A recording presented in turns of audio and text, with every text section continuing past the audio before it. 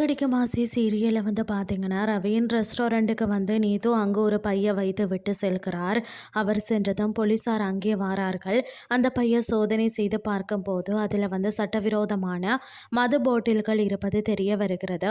இதையடுத்து இதனை சட்டவிரோதமாக விற்பனை செய்கிறீர்களா என ஸ்ருதி மற்றும் ரவியிடம் போலீசார் கேள்வி கேட்டு அவர்களை போலீஸ் ஸ்டேஷனுக்கு வருமாறு அழைக்கிறார்கள்.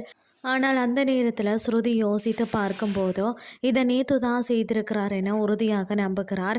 அதன்படி சிசிடிவி காட்சிகளை சோதனை செய்து பார்க்கும்போது அதில் நேத்து செய்த காரியம் உறுதியாகி விடுகிறது. இதனால் அங்கிருந்து கிளம்பி சென்ற போலீசார் நீத்துவிடம் சென்று சிசிடிவி காட்சிகளை காட்டுகின்றனர். அவர்கள் புகார் கொடுத்தால் நீங்கள் தான் உள்ளே போக வேண்டும், இனிமேல் இப்படி செய்ய வேண்டாம் என எச்சரித்து செல்கின்றனர். அதற்கு பிறகு ஸ்ருதியும் என்னுடன் மோத வேண்டும் என்று சொன்னால் நேராக மோது என திட்டிவிட்டு செல்கிறார். இன்னொரு பக்கம் வீட்டிற்கு வந்த விஜயா வேலை தேடி சென்ற இடத்துல நடந்ததை சொல்லி புலம்புகிறார்.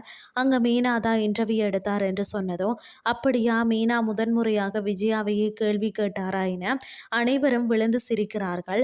ஆனால் அந்த நேரத்தில் வக்கீல் கோல் செய்து வீட்டை ஏலத்தில் விட போகிறார்கள் என்ற அதிர்ச்சி தகவலை கூறுகிறார். இதனால் என்ன செய்வது என்று தெரியாமல் முத்து தவிக்கிறார். இதுதான் இன்றைய நாளுக்கான எபிசோட்.